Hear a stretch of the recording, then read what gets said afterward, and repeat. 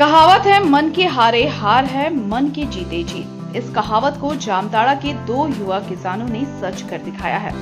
दरअसल फतेहपुर प्रखंड के ही कालू पहाड़ी गांव के युवा किसान निरंजन गोस्वामी और लालू यादव ने बिना सिंचाई संसाधन के ही अपने खेतों में सरसों की फसल लगाई है।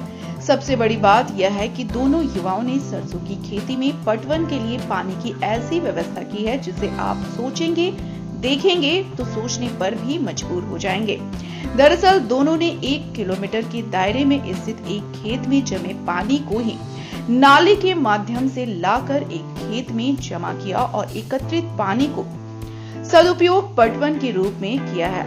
ऐसे में उनकी मेहनत आज दिख रही है, लहलहा रही है। बंजर जमीन में इन लोगों ने कड़ी मेहनत के साथ बिना सिंचाई साधन के ही जिस तरह सरसों का फसल लगाकर सफलता पाई है, वह कहीं न कहीं अन्य युवाओं के लिए एक प्रेरणा के रूप में देखा जा सकता है। खैर जो भी हो, लेकिन यह भी कहावत है कि उत्तम खेती मध्यम बान, अधम चाकरी और भीख निदान, इन सबों में खेती करना सर्वश्रेष्ठ होता है।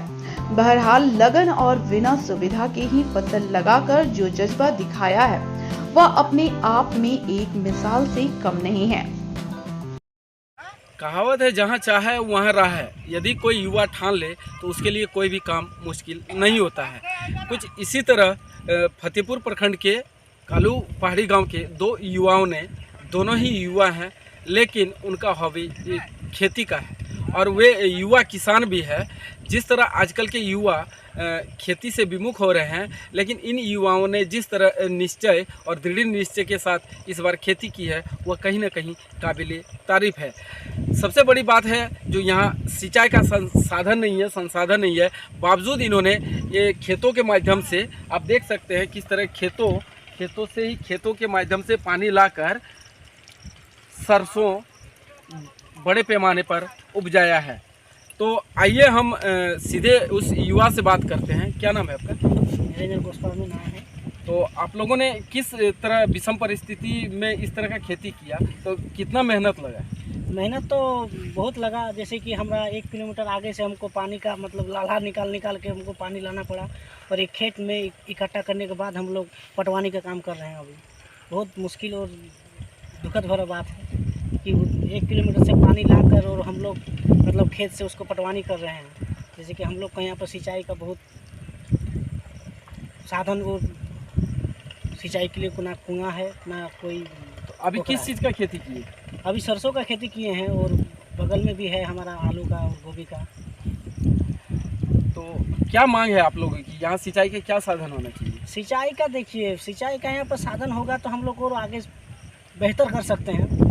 और जैसे कि देखा जाए कि अभी फ़िलहाल हम लोग जैसे खेती किए हैं, इस कष्ट को दुख भरी बात में सिंचाई नहीं है और पानी ला के इकट्ठा करने के बाद हम लोग सिंचाई कर रहे हैं। और देखा जाए कि हम लोग मांग यहाँ पर है कि हम लोग का यहाँ पर कुछ सिंचाई का व्यवस्था हो जाए तो हम लोग के लिए बेहतर हो सकता है। और जैसे हो गया सेलो वेलो कुछ होगा, कुआँ सेल होगा तो हम लोग सिंचाई कर सकते हैं, अच्छा रहेगा हम लोग के लिए। और खेती बाड़ी को लेकर आपका भविष्य में क्या प्लान है? देखिए, खेती करने के बाद हम सोच रहे हैं कि खेती हमारा जो है ये हमारा बाप दादाओं से करके आ रहे हैं हम लोग, और हम लोग चाहते हैं कि हम लोग भी यही हॉबी अपना कर और आगे हम बढ़ने का काम करेंगे। जैसे कि कृषि से बड़ा कुछ नहीं होता है और कृषि हमारा जीवन है और कृषि से ही हम सोच रहे हैं कि कुछ आगे करेंगे। और युवाओं को जो खेती से विमुख हो रहे हैं या खेती पर ध्यान नहीं दे रहे हैं, उसको क्या संदेश देना चाहेंगे? देखिए, जैसे कि कृषि हमारा हर कोई के लिए कृषि जरूरी है। और कोई युवा अगर किसी से दूर हो रहा है तो वो बहुत दुखद वाला बात है कि देखिए, आपका एक कृषि ही जीवन है और आपको यही करके आगे बढ़ना है और करना पड़ेगा, नहीं तो नहीं चलेगा।